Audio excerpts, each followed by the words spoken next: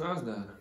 Volám sa Oskar a toto sú Oskarové duchovné bláboli. Takže, čo znamená, že ego je ilúzia?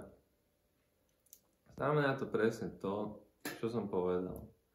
A teda, že ego nie je v skutočnosti to, čím sa javí. Komu sa javí ego?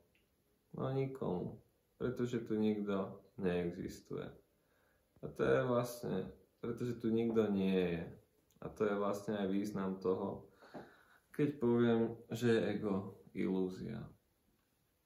Je to tá najpresvedčivejšia a najzaritejšia ilúzia našej spoločnosti.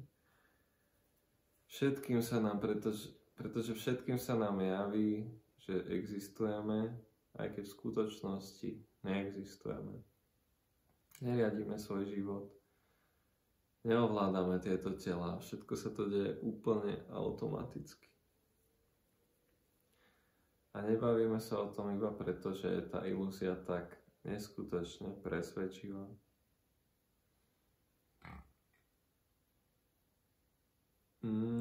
A to je asi všetko na prvé video, takže ďakujem za pozornosť a vidíme sa na budúce.